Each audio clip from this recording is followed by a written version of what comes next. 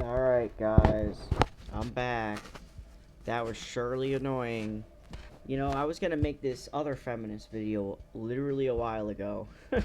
But, you know, I sounded terrible, yada yada, being sick. Anyways, um, yep. This section of the feminist research is going to be obviously what you see here. TERFs. Alright, so TERF is an acronym for Trans Exclusionary Radical Feminists. First recorded in 2008, the term was originally used to distinguish inclusive feminists from a group of radical feminists who rejected the assertion that trans women are women. The inclusion of trans women in women's spaces and transgenders' rights legislation. Trans inclusive feminists assert that these ideas are transphobic. The use of the term terf has since broadened to include reference to people with trans exclusionary views who are not necessarily involved with radical feminism. Though TERF was created to be, quote, deliberately technically neutral description, unquote, the term is now typically considered derogatory or disparaging. That's definitely true. I mean, I don't think there's a moral issue with using the term in a different way. Um, anyways, people labeled TERFs are often reject the label, instead describing their beliefs as gender critical. Alright, so in the academic discourse, there is no clear consensus on whether TERF constitutes a slur. Critics of the label have pointed to its usage alongside insulting or abusive rhetoric and described it as a, quote, bullying tool. I mean, that's true, but what do you expect to be called, or what do you expect to happen when you're not in the right audience to be saying the things that you're saying? Free speech is generally like the government can't crack down on you, so I think this sort of makes people feel like they can just say anything they want. Whether or not it's true that leftists and people who are pro-trans say this to be a little bullying, there is some truth to them bullying you. You know. Anyways, in academic discourse, there is no clear. Oh, right. Origin. Trans inclusive cisgender radical feminist blogger Viv Smith has been credited with creating the popularizing the term. In 2008, as an online shorthand, Smith coined the term due to a blog post she wrote reacting to the Michigan Women's Music Festival policy of denying admittance to trans women. She wrote that she rejected the alignment of a radical feminist with, quote, trans exclusionary radfem, TERF, activist, end quote. It was used to describe a minority of feminists who espouse sentiments that other feminists consider transphobic, including the rejection of the view, predominant in feminist organizations, that trans women are women, of opposition to transgender rights, and the exclusion of trans women in women's spaces and organizations. In a 2014 interview with Christian Williams of the Trans Advocate blog, Smith, using her net pseudonym TigTog, said, quote, it was meant to be a deliberate technical neutral description of an activist grouping. We wanted a way to distinguish TERFs from other radical femmes who we engaged who were trans positive slash neutral, because we had several years of history of engaging productivity slash substantively with non-TERF rad femmes. Hmm. Smith. Oh, the usage. Smith initially used TERF to refer to a particular type of feminist who she characterized as, quote, unwilling to recognize trans women as sisters, but notes that the term has taken on additional connotations and has been, quote, weaponized at times by both inclusionary and exclusionary groups. What? Okay, I've never really thought of exclusionary types using the term TERF, but whatever. The term has since become an established part of the contemporary feminist language, but its usage is contested. Uh, yeah, when I first read this, I was actually kind of surprised that there was this,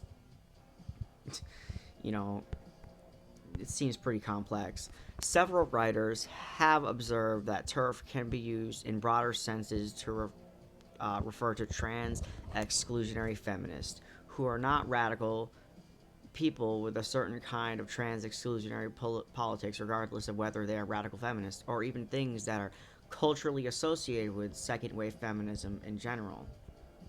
Ah, um, the Oxford English Dictionary (OED) added to an entry for turf as a noun in June 2022, which states that although the term was first extended as a neutral descriptor, it is, quote, now typically regarded as derogatory. OED editor Fiona McPherson explained that because, quote, there's little bit more nuance behind its usage. It's not always just a straight out insult, end quote. The dictionary's editors opted to explain this rather than simply label the term derogatory or chiefly derogatory. What? Okay. So, I don't know how interesting it is to read this all historically, but we got this ambiguous term, I guess, which really isn't because colloquially we just use it in the way we do now. So, anyways, I almost don't think it matters, but if you think it does, you can tell me in the comments section, I guess. Um, all right. So I'm reading this article, which is from 2019, which might indicate some information that that article didn't take a spin on. All right. The rise of anti trans radical feminists explained. Known as TERFs, trans exclusionary radical feminist groups are working with conservatives to push their anti trans agenda. This is true. Ami Stevens had been working at a funeral service for 20 years, nearly six of which were at Harris Funeral Homes, which she came out to her boss as transgender. She had known since she was 5 years old that she was a girl and had been living as a woman outside of the work for some time. Though she loved her job at Harris, when she had worked her way up from apprentice to funeral director, she felt she had to hide who she was there until she couldn't any longer. Um, in 2013, she gave the funeral home's owner, Thomas Rost, a note that she also shared with friends and colleagues. Quote, I realize that some of you may have trouble understanding this. In truth, I have to live with it every day of my life, even if even if I do not fully understand it myself. She wrote, and it goes on to say, as distressing as this is sure to be to my family and some of my family. Oh, snap. As distressing as this is to my friends and some of my family, I need to do this for myself and for my own peace of mind and to end the agony in my soul. After he read the note, Rose simply said, "Okay." Stevens was fired 2 weeks later. Ross told her that it was, quote, not going to work out. Stevens sued, claiming her dismissal was discrimination on the basis of her sex, setting off a flurry of legal activity. According to court documents, Ross testified that he fired Stevens because, quote, she was no longer going to represent herself as a man. She wanted to dress as a woman. Jeez. End quote. Last March, the Sixth Circuit Court of Appeal ruled in her favor. It is analytically impossible to fire an employee based on that employee's status as a transgender person without being motivated, at least in part, by the employee's sex. End quote. The court said in its decision, quote, an employer cannot discriminate on a basis of transgender status without imposing a stereotypical notion of how sexual organs and gender identity ought to align. Yeah, I guess there's a lot of women who biologically cis women who don't biologically uh, function in the way that they wish they did, you know, like they can't have kids. A lot of women are infertile, so all they have is their identity somewhat, and I guess the role they play socially in the household or whatever. Um, I kind of feel like nowadays it would be easy to avoid not having kids as an infertile woman because you're just working constantly. But I can't speak for all cis women. Like, it must be traumatizing and sad to not being able to have kids. So, you know, I don't want to sound like it's just easier. Anyways, Harris Funeral Homes appealed to the Supreme Court, which took up the case and will hear oral arguments on October 8th. How anti trans radical feminist groups could affect the outcome of the civil rights discrimination case. In recent years, a flurry of amicus briefs have been filed in the case RG and GR Harris Funeral Homes versus EEOC and Amy Stevens. Major medical organizations, advocacy groups, and legal experts have weighed in mostly in favor of allowing trans people to be free of discrimination at work. Meanwhile, the slew of conservative and religious groups have claimed the right to fire anyone for being trans. Jeez. Um, take this with a grain of salt, I guess, because I'm going to be reading other articles after this. I'm not really like diving in deep if this is all accurate, but I kind of do believe it in lieu of what's going on now in our current times. All right. Even President Trump's Department of Justice filed a brief in August arguing in part that Stevens was fired by Harris Funeral Homes not for her gender identity, but because she refused to follow her employees' dress code, which requires men, and by quote men, the GOJ means men of biological sex, to wear a suit with pants and women to wear a dress or a skirt. The ACLU attorneys representing Stevens, in turn, argued that their client was fired because Stevens failed to perform the sex role her employee expected her, violating the legal precedent established in 1989 in Price Waterhouse versus Hopkins. In that case, Ann Hopkins was denied promotions and partnership because she didn't look, dress, or behave in a stereotypically female enough manner. Her bosses instructed her to wear more makeup and skirts to work in order to get the promotion. The court sided with Hopkins, establishing a legal standard for sex stereotyping that has fundamentally transformed the workplace for women for the past 30 years. Now that precedent is being put to the test, and joining the Trump administration and conservatives in the fight over sex-based discrimination and stereotypes are several somewhat unexpected allies. So-called, quote, radical feminists, end quote, groups with long records of opposing the rights of transgender people. In their amicus brief to the Supreme Court, the Women's Liberation Front, or WOLF, writes, quote, simply, Amy Stevens is a man. He wanted to wear a skirt while at work, and his gender identity argument is an ideology that dictates that people who wear a skirt must be a woman, precisely the type of sex stereotyping forbidden by Price Waterhouse. Now, I don't really think anyone says this, but obviously he's being in bad faith, so there's not much to really unpack there. Okay. Groups like Wolf are commonly referred to as, quote, trans exclusionary radical feminists, or TERFs. They alternate among several theories that claim that trans women are really men who are the ultimate oppressors of women. Most of their ideas, like that trans women are a threat to cisgender women's safety, are based on cherry-picked cases of horrific behavior by a small number of trans people. Above all else, their ideology doesn't allow for trans people to have self-definitions or any autonomy over their gender expression.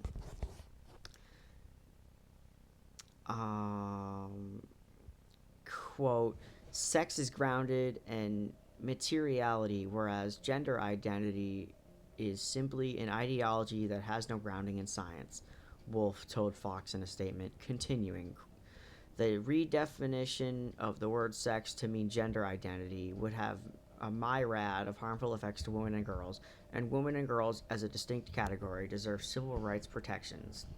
The key understanding why a self proclaimed radical feminist group would side with the conservatives arguing for the right to force cisgender women into skirts at a work is to understand who TERFs are and what they have been up to for the past 50 years. Because now, under the Trump administration and a conservative majority Supreme Court, their alliance with these far right groups could have lasting, widespread consequences for trans civil rights and for the rights of women in general. Definitely, for the concept of women, definitely. TERFs explained. Online roots of the term TERF originated in the late 2000s but grew out of 1970s radical feminist circles after it became apparent that there needed to be a term to separate radical feminists who support trans women and those who don't.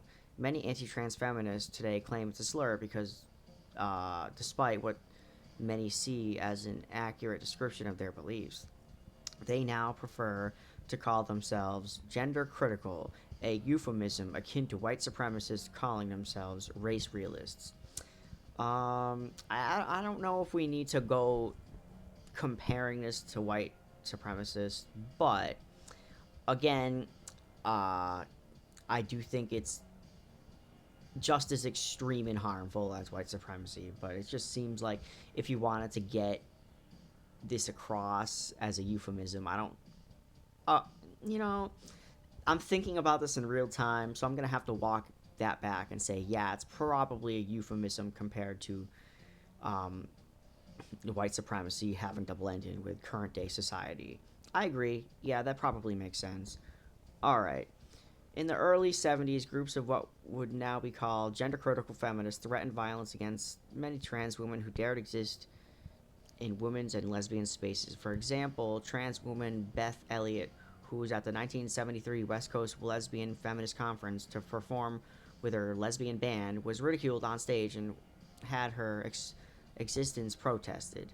In 1979, radical feminist Janice Raymond, a professor at the University of Massachusetts, wrote the defining work of the TERF movement, quote, Transsexual Empire, the Making of a She-Male. Oof. In which she argued that, quote, transsexualism should be, quote, morally mandating it out of existence, mainly by restricting access to transition care, a political position shared by the Trump administration. Soon after, she wrote another paper, this one published by the government-funded Health and Human Services-linked National Center for Healthcare Technology. The Reagan administration cut off Medicare and private health insurance coverage for transition-related care. After those early flashpoints, the dispute between trans people and gender-critical folks simmered for the next 20 years. One exception is the high-profile conflicts at the Michigan Women's Folk Festival, or Michfest, which caught plenty of attention. In 1990s, the early aughts pro-trans festival attendees organized Camp Trans, a space specifically welcoming to trans women who were otherwise banned from attending the event. The two groups clashed for a number of years until more artists and organizations boycotted the Michfest and organizations chose to end the event in 2015. However, in the past several years, the TERFism has found new life and fostered fertile recruiting ground in many online spaces. Though trans people experienced a dramatic increase in visibility with the rise of trans actress Laverne Cox and Caitlyn Jenner's headline-grabbing transition. That visibility has resulted in growing cultural backlash. While the majority of that backlash is simply a continuation of the conservative-driven culture war, some extremist feminists have decided that trans rights go too far. And we see this Time magazine, I guess. Okay. TERF ideology has become the de facto face of feminism in the UK, helped along by media leadership from Rupert Murdoch and Times of London. Any vague opposition to gender critical thought in the UK brings along accusations of silencing women and a splashy feature or op ed in the British National newspaper. Australian radical feminist Sheila Jeffreys went before the UK Parliament in March 2018 and declared that trans women are parasites. Language that sounds an awful like a lot like the Trump speaking about immigrants. According to Heron Greensmith, who studied the modern gender critical movement as a senior research associate with the social justice think tank Political Research Associates, gender critical feminism in the UK grew out of a toxic mix of historical imperialism and the influence of the broader UK skeptical movement in the early aughts, which was hyper focused on debunking junk science and any idea that considered sociological and historical influence and not just biology. Those who rose to prominence in the movement did so through a lot of non tolerant calling out and attacking people, Greensmith said, much like gender critical feminists. Quote, anti trans feminists who think they have science on their side. It is bananas how scientific their rhetoric is, and yet literally they say biology isn't bigotry. In fact, biology has been used as bigotry as long as biology has been a thing. End quote. See scientific racism, eugenics, and the justification for slavery that black people were intellectually inferior to white people. And the curse of Ham, I guess. I feel like there was a spiritual excuse on top. Whatever, it's true and right, historically. Um, okay, though turfism got its start in the U.S. in the 70s, the ideology has largely fallen out of favor as the country's mainstream feminist movement has continuously battled against the religious right for abortion access and LGBTQ rights. In a country where political coalitions on the feminist left are crucial to the survival of basic women's rights, it doesn't make much sense to spend time oppressing a tiny population who are otherwise valuable allies in the culture war. Anti-trans rhetoric, though it has power, and anti-trans harassment certainly exists. While the hardcore in-person gender-critical organization is largely run by a small handful of people, it has become sport for these self-proclaimed feminists to harass and mock trans people and their allies on Twitter and other social media platforms.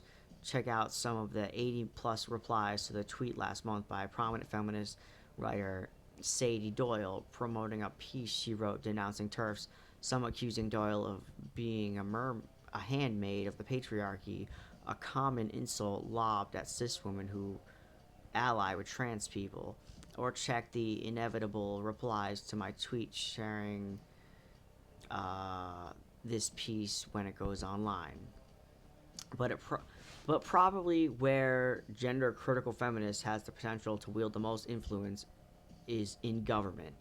US based gender critical feminist groups like Wolf and Hands Across the Aisle, which sent a letter to the Department of Housing and Urban Development in favor of barring trans women from women's homeless shelters, are happy to work alongside the conservatives to limit the rights of trans women, of trans people. Oh, whoops. Oh, sorry about that. Okay. Even if those same conservatives want to pass legislation limiting their reproductive rights. This is disturbingly true. Although there are a lot of women in red states who were pro-abortion, which, that blew my mind, actually, that despite what the politicians were going to do and just strip all their rights, they still wanted them. But overall, yeah, you really can't vote for this party that overall wants women's rights taken away just to get at 2% of the population. All right. So I guess I'll dabble in this a little bit, and I'll move on to other articles. So basically, you got the gist already. Gender critical feminist, a branch of feminism connected with radical feminism, centered on an essentialist view of sex as a binary, an unchangeable biological characteristic, rejecting the concept of gender identity and the generally reviewing transgender people as belonging to the sex they were assigned at birth. In particular, believing that trans women are not women and or should not be included in women's spaces, and that trans men should not transition. So, even though it's not like a massive uh, ratio to numbers, anyways, we see that 70% of LGBT population lives in states that do not have laws. Yeah, like, this is bad, but only a little bit. Like, depending on like how you frame 30% that live in states that have laws preventing them. But this is only gonna like skyrocket if Trump or DeSantis becomes president. Um, yeah, I guess I'll read these small parts, but the overall message was the bans versus non-bans. Anyways, recently, anti-LGBTQ opponents have introduced and passed laws to ban transgender youth from participating in school sports. Most recently in K-12 schools, but sometimes including in college. These laws means that transgender girls, for example, would not be allowed to participate in sports with other girls. Local schools and state athletic associations already have policies that both protect transgender people and ensure a level playing field for all athletes. In contrast, the policies shown below are blanket bans on transgender people's participation in sports, and they are both unnecessary and harmful. All right. Obviously, the orange is bans, and the beige is not bans. Note: currently, temporary injunctions are blocking enforcement of the bans in Idaho. Uh, oh, jeez. Hickox versus Little, August 2020.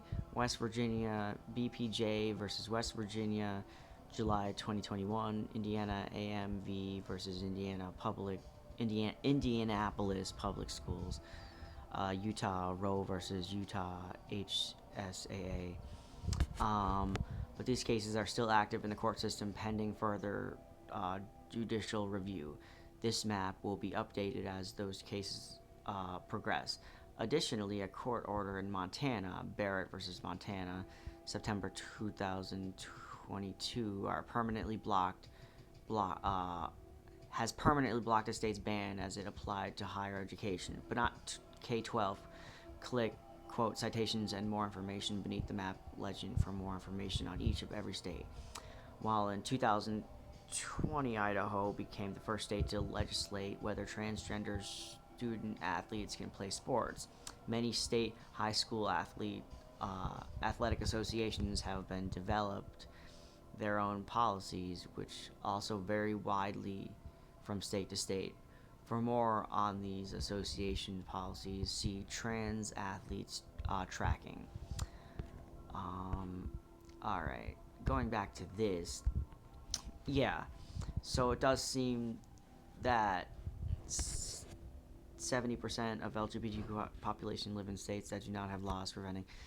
I mean, this is good if you simply look at the 70 as a big number, but at the same time, this 30% of people being limited by their potential and what they want to do, like, that's a whole lot of people, obviously within a small population of the minority, since trans people in America are, you know, It's not that many people, but it's enough. Like, it's more than 500. Like, come on. All right. That was kind of a stupid take, I guess, on my part. I was just trying to say, like, it's enough to where it's a big deal. Anyways, I mean, you can consider one person a big deal. Anyways, West Virginia can keep its ban against transgender school athletes, a judge says. Charleston, West Virginia, ban on transgender athletes competing in female school sports is constitutional and can remain in place, a federal judge ruled Thursday. Quote, I recognize that being transgender is natural, and is not a choice, U.S. District Court Judge Joseph Goodwin wrote in his decision, and goes on to say, but one sex is also natural, and it dictates physical characteristics that are relevant to athletics, end quote. The American Civil Liberties Union and its West Virginia chapter filed the lawsuit in 2021 on behalf of the 11-year-old transgender girl who hoped to compete in middle school cross country in Harrison County. The lawsuit named the state and county boards of education and their superintendents as defendants. West Virginia Attorney General Patrick Morrisey applauded the decision Thursday. Quote, this is not only about simple biology, but fairness for women's sports, plain and simple. End quote. The Attorney General said, and goes on to say, opportunities for girls and women on the field are precious, and we must safeguard that future. The ACLU of West Virginia said it was reviewing the decision with co-counsel to determine next steps. The ban applies to middle and high school as well as colleges. The plaintiff's lawsuit did not challenge whether schools would be allowed to have separate sports teams for males and females, and Goodwin was tasked with determining whether the legislature definition of the term girl and woman is constitutionally permissible. The Save Women's Sports bill, signed by Republican Governor Jim Justice, says they mean anyone assigned the female gender at birth. Quote, the legislator's definition of girl as being based on biological sex is substantially related to the important government interest of providing equal athletic opportunities for females, Goodwin determined. The judge also rejected the plaintiff's claim that the state law violated Title 1X, the landmark gender equity legislature enacted in 1972. Goodwin had issued a preliminary injunction in July 2021 temporarily blocking the state ban. In his Thursday decision, he said the plaintiff, quote, like all transgender people, deserve respect and ability to live free from judgment and hatred for simply being who she is.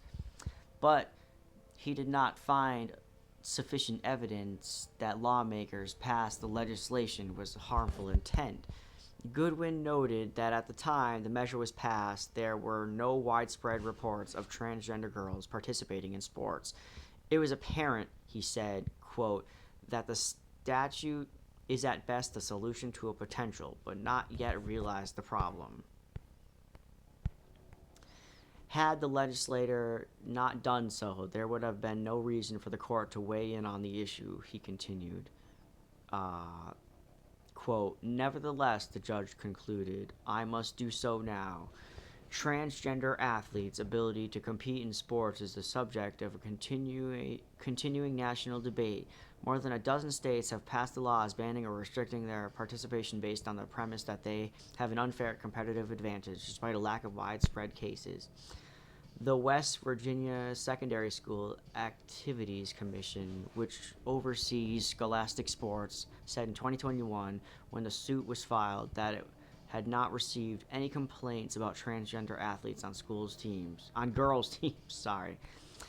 A 2017 study by Williams Institute at the UCLA School of Law used state-level population-based surveys to estimate that West Virginia had the highest percentage, 1.0.4%, of residents ages 13 to 17 among all states who identified as transgender. That equated to about 1,150 teens. Of course, it's not that much, but this isn't about protecting the children or biological, like, protections, since obviously the red politicians and the Democrats that red carpet this type of behavior, like, they don't give a shit. So they're literally banning the concept for trans men to have, so, or trans women to have, I guess. I think the demographic they're mostly obsessed with is uh, the female one, because that's the one that keeps the economy running, right? So, whatever. It's crazy shit. Alright. Sorry about the slowness. Hope you guys are okay. Like and subscribe if you haven't already. If you made it this far, I guess.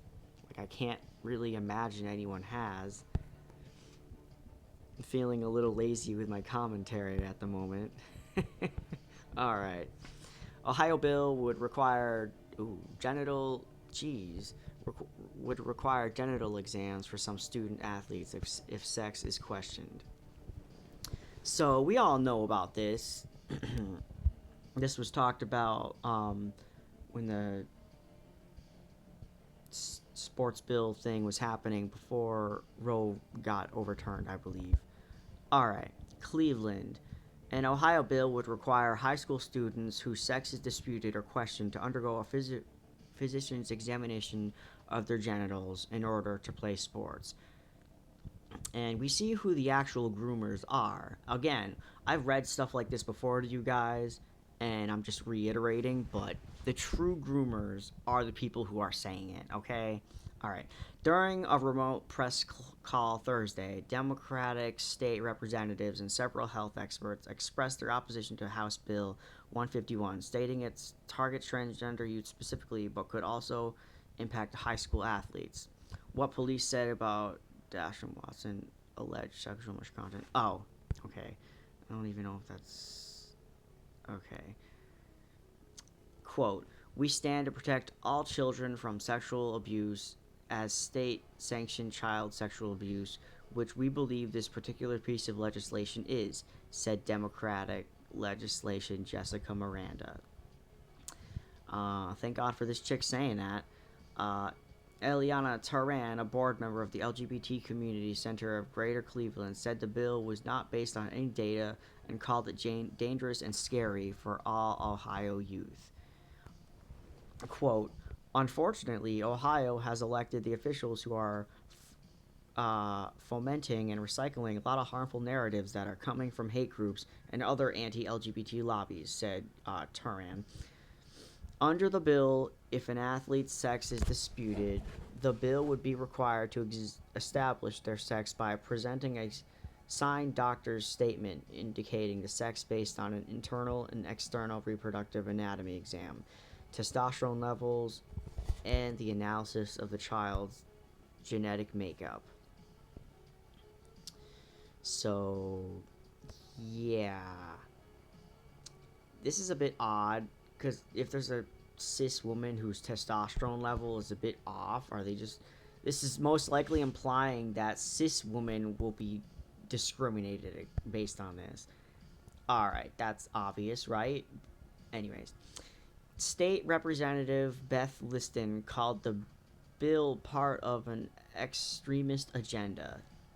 Quote, "According to the Ohio High School Athletic Association, there is one child who is playing high school sports in Ohio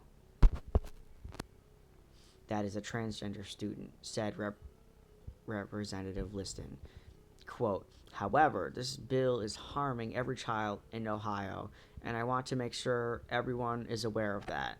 So, this is hyperbole, but I don't mind them saying this bill is harming every child, because, you know, if all the children wanted to somehow play sports, which they're not, this would impact them all. So, Yeah, I think it's okay language here. That's fine.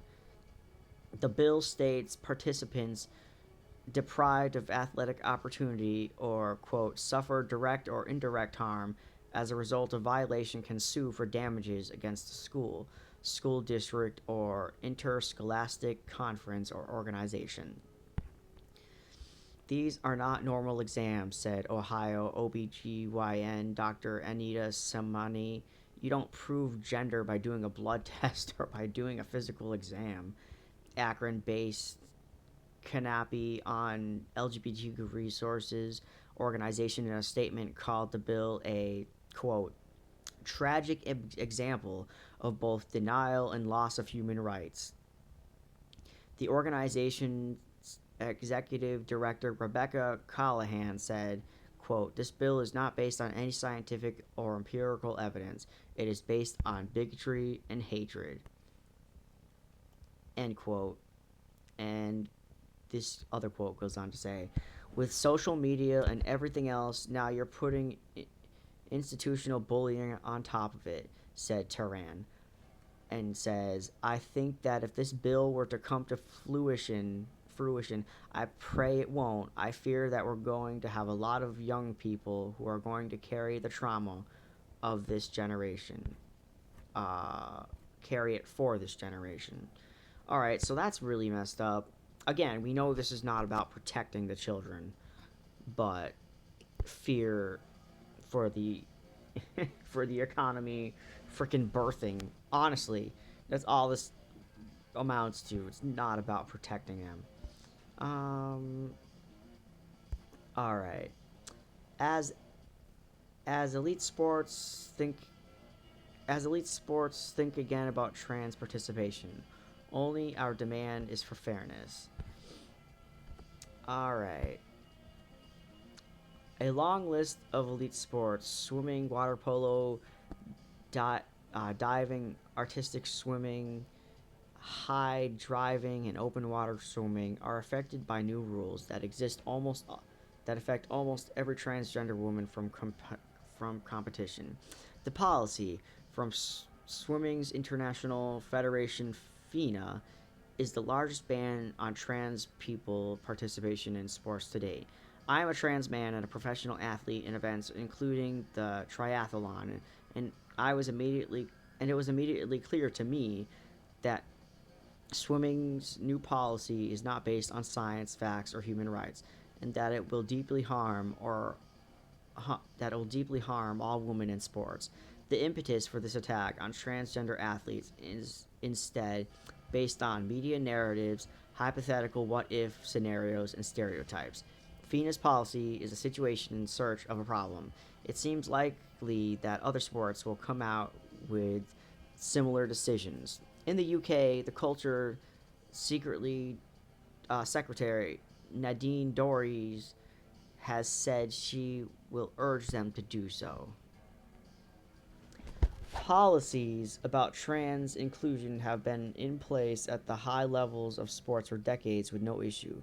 This ruling is poorly designed and lacks scientific backing and illustrates that when sports organizations seek to ban transgender people from participation, they can easily find experts, in quotes, to support their position while ignoring the realities that exist in participation. FINA's new policy requires athletes to transition before the onset of puberty, but with transgender youth's access to gender affirming care under a threat in many U.S. States and in countries around the world, this is increasingly difficult, and the policy does nothing to protect women's sports trans or to protect cis women in sports. On the contrary, FINA's new eligibility criteria will mandate invasive testing to decide who is deemed to be a woman and who isn't, and allow for any female athlete to be randomly tested or targeted. This policy allows for violations of privacy and bodily autonomy for all female athletes. Practices that have been called out by human rights organizations such as Human Rights Watch and the United Nations Office of High Commissioner. Guidelines on trans inclusion are being examined across many sports International Rugby League announced this week it would ban trans women from competing under the guise of fairness. But if policymakers really cared about fairness in sports, they'd examine the real issue plaguing their organizations. They'd investigate sexual misconduct and corruption allegations and the real inequalities in terms of access, funding, development, opportunities, and media coverage. There are many ways the sports industry, and particularly women's sports, can be improved. Banning transgender athletes is not all of them.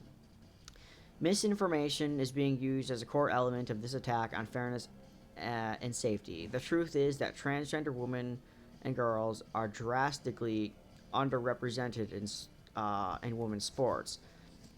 Recent polls show that 0.6% of Americans identify as transgender, with about 222,000 women competing in NCAA sports last year. That should have amounted to about 1,300 transgender female athletes, but the actual number is negligible. Any policy on our inclusion in sports needs to be based on the reality of our participation, not misguiding fears and politics. Those who do compete are not dominant, nor have they ever dominated in sports. Not a single transgender woman has competed or is currently competing in women's sports at Olympic level. Since the first policy for transgender athletes at Olympic level was introduced in 2003, we have seen more than 63,000 athletes become Olympians. Only 2 transgender women have made it to the Olympics in this time, and only one competed in Tokyo in 2020. The other was reversed. A realistic, fair policy would account for that truth by investigating why transgender athletes are not represented at various levels of play, as opposed to trying to block those who are attempting to participate. FINA's policy calls for the creation of a third open category that transgender athletes could enter, which is not a reasonable solution. In some sports, such as running, open or non-binary categories have been introduced as an option for athletes who don't feel comfortable competing in the binary system of men's and women's sports, but it has been an option for an athlete to self-select into, not a requirement. Separate is never equal. Requiring all transgender athletes to compete in a separate third category is isolating and harmful. Additionally, this damaging policy deprives all athletes of the incredible powerful social and community aspect of sport, which include making meaningful relationships with learning from a diverse group of teammates and fellow participants. I found friends, family, and community through my participation in sports. My teammates and coaches have been some of my greatest allies in both my transition and in life, largely due to our bond over shared interest in the sports we play. Every person deserves to have their opportunity to form similar bonds and learn about others and themselves through sports. It's unfortunate that the swimming community has buckled under their pressure of anti-trans advocates without considering the larger impact this will have on all women in sports. Policies such as this suggest that we don't believe in the power and strength of female athletes, and that we aren't acknowledging or accepting the diversity of bodies that already exist among cisgender women, who vary in height, weight, strength, speed, and agility just like everyone else. Pride Month is a cultural moment to appreciate the continental fight for fairness amid a barrage of mistruths. The truth won't rest, nor will athletes. The truth won't rest, nor will athletes committed to their love of sport and connection it provides. So, I like this article, and I kind of almost was on the bandwagon of who cares about women's sports, so just let trans women in. That's pretty harsh and mean. And it's not true because my mom watched female sports all the time. Like, she watched Serena Williams play tennis and whatnot. Like, there was a lot of female sports in this house. Now, obviously, the main sports that we focus on are male oriented and yada yada. So, yes, it is fair to have female sports and have them as representation. And I was almost on board with a third category for trans people, but considering um, this is a serious matter of actually identifying, not just in how you dress, but once you've made the decision in your mind to transition fully, it becomes more than just how you present yourself, right? So it's a big responsibility, and it goes deep into identity more than just what you're wearing. And that's why, just because a dude wears a dress, that doesn't make him a woman all of a sudden. Like, jeez.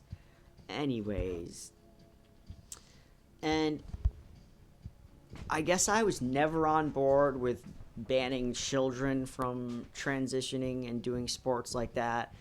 But I would be okay with it if it wasn't for the fact that they're literally grooming the children to check, with the genital exams to see if they're trans or not.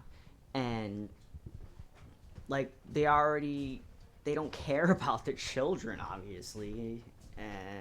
So yeah, if it wasn't for literally cracking down on adult trans people too, this proves that it's not just about the children at all. Nevertheless, they don't mind putting trauma on them with these exams.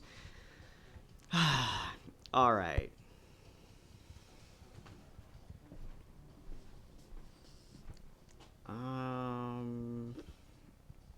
So I was gonna save this for another day, but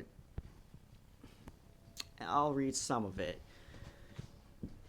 I got this study from a debate that Hunter Avallone was having. I'm sorry if you don't like him. I don't watch him all the time, but I do think, like, some of what he has to say is interesting, especially with studies like this. All right. Long-term follow-up of transsexual persons undergoing sex reassignment surgery. Cohort study in Sweden. All right. Context. The treatment for transsexualism is sex reassignment, including hormonal treatment and surgery aimed at making the person's body as congruent with the opposite sex as possible. There is a dearth of long-term follow-up studies after sex reassignment. Objective: to estimate mortality, morbidity, and criminal rate after surgical sex reassignment of transsexual persons. Participants: all 324 sex reassignment participants, 191 male to females, 133 female to males in Sweden from 1973 to 2003. Random population controls were matched by birth year, birth sex, or reassignment final sex, respectively. Main outcome measures: hazard ratio with 95% confidence intervals for mortality and psychiatric morbidity were obtained with Cox regression models, which were adjusted for immigrant status and psychiatric morbidity prior to sex reassignment. Results: the overall mortality for a sex reassigned person was higher during follow-up, 2.8, 95%. You know, this kind of confuses me a little bit, but I'll get through this if you guys are interested. Then for controls of the same birth sex, particularly death from suicide, 19 of 1, 95%. Sex reassignment persons also had increased risk of suicide. attempts.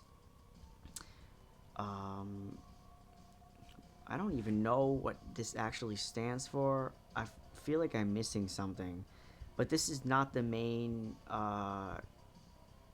This is not the main thing I wanted to read to you guys.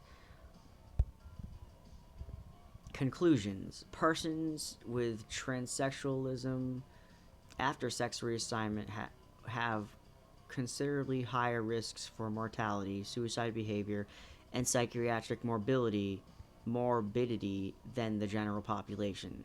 Our findings suggest that sex reassignment, although alleviating gender dysphoria, may not suffice as treatment for its transsexualism and should inspire improved psychiatric and somatic care after sex reassignment for this patient group.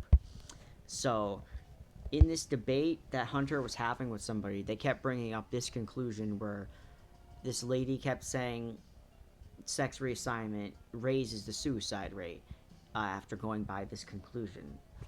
But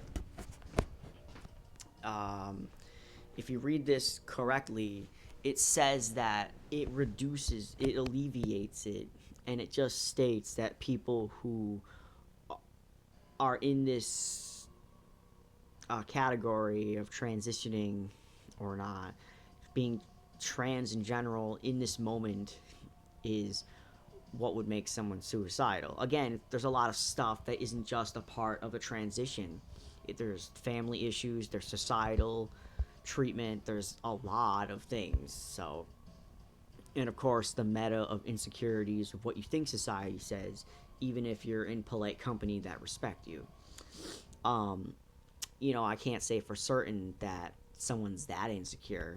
Like, if you know you're in the right respectful company, I don't know how insecure you'll be, but it happens. People have intrusive thoughts all the time. So, anyways, introduction. Transsexualism or gender identity disorder is a condition in which a person's gender identity, the sense of being a man or woman, contradicts his or her bodily sex characteristics. The individual experiences gender dysphoria, and desires to live and be accepted as a member of the opposite sex. The treatment for transsexualism includes removal of body hair, vocal training, and cross-sexual hormone treatment aimed at making the person's body as congruent as the opposite sex as possible to alleviate gender dysphoria.